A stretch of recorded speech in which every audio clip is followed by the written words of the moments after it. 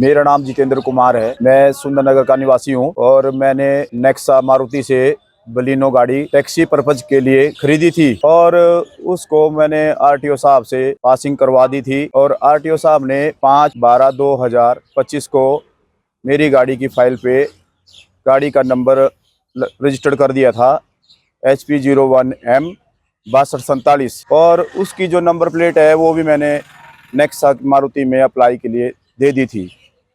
और उसके बाद मेरा 3 दिन बाद मेरी गाड़ी का एक्सीडेंट हो जाता है जोगिंदर के पास गड़ू में।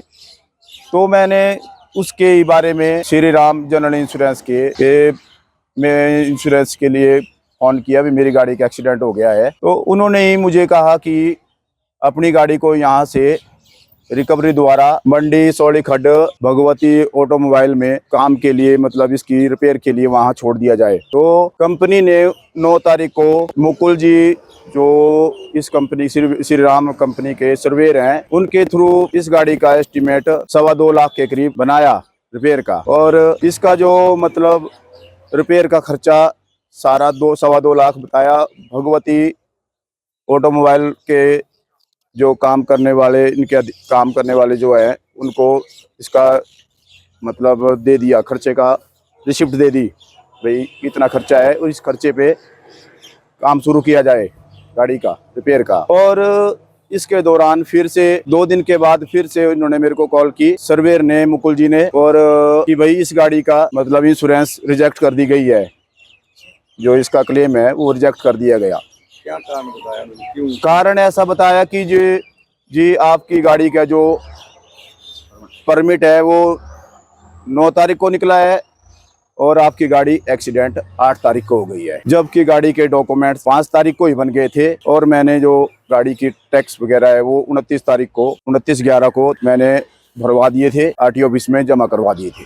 तो इसके उसमें मतलब इसके बीच जो भी हुआ उसके उन्होंने एलिगेशन लगाया कि आपकी गाड़ी का परमिट 9 तारीख को इशू किया गया। तो मैंने उनसे बहुत रिक्वेस्ट की कि आरटीओ साहब ने भी मेरे को इस बार मैंने बात की आरटीओ साहब से भी, उन्होंने भी बोला भाई इसका तो कोई एलिगेशन नहीं है भाई कि भाई परमिट से कोई इशू नहीं है भाई। इंश्योरेंस तो जब गाड़ी निकलती है एजेंसी से तभी इंश्योरेंस कर दिया जाता है। मेरी गाड़ी का इंश्योरेंस तब भी कर दिया था जब मेरी गाड़ी एजेंसी से निकाली गई। तो इस इंश्योरेंस ने नया धंधा अपनाया है कि गाड़ी जो टैक्सी परमिट में निकली है, जबकि इंश्योरेंस कंपनी को पता है कि हमने इंश्योरेंस की है टैक्सी गाड़ी की, तो उसको क्लेम देने के लिए बोलते हैं कि ये क्लेम नहीं मिलेगा कि भाई ये गाड़ी घर में खड़ी करके रखो जी। अब गाड़ी ली गई है तो टैक्सी पर्पज के लिए तो हमने चलानी ही है सर, हमने किस्त भी निकालनी है, घर का खर्चा भी निकालना है। और गाड़ी पासिंग के लिए अब इतना खर्चा बढ़ा दिया गया है कि आरटीओ साहब ने कहीं जीपीएस, कहीं स्पीड गवर्नर, टैक्स भी देना है, सब कुछ करके हमें बहुत भारी पड़ रहा है, महंगा पड़ रहा है। और इसके दौरान जो है ये इंश्योरेंस वाले हमें इतना हरास कर रहे हैं कि ये क्लेम के लिए हमें सीधा ही मना कर रहे हैं कि भाई आपको क्लेम नहीं मिलेगा इस गाड़ी का। मैं बहुत परेशान हूँ।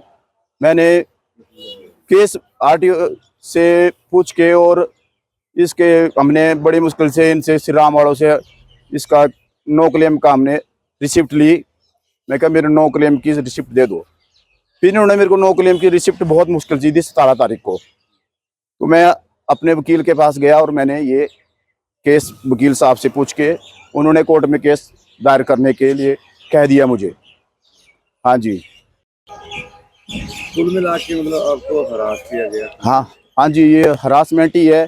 जब हम इतना प्रीमियम पे कर रहे हैं इनको, कई हज़ारों रुपए की इंश्योरेंस करवाते हैं, 20 से 25 हज़ार के बीच में इंश्योरेंस की गई है और इस क्लेम के लिए मुकर रहे हैं कंपनी। और अब टैक्सी वाला गरीब आदमी क्या करेगा? मैं प्रशासन से यही मांग करता हूं कि मेरी गाड़ी का क्लेम मुझे मिलना चाहिए और भविष्य में किसी और भी गाड़ी वाले के साथ, कमर्शियल व्हीकल वाले के साथ ऐसा ना किया जाए। जब गाड़ी कंपनी से निकल गई तो इंश्योरेंस की है तो उसका क्या मतलब है भाई? इंश्योरेंस कंपनी क्लेम से नहीं देगी? ये कोई बात बनी सर? इसी बात के लिए मैं मतलब अड़ा हूँ और मुझे धमकी दी गई। कंपनी के सर्वेयर ने, मुकुल जी ने मुझे धमकी दी कि आप अपनी गाड़ी का बाहर काम कराओ, हमारी कंपनी आपको क्लेम नहीं देगी। ये देखो, ये तो सरेआम गुंडागर्दी हो गई।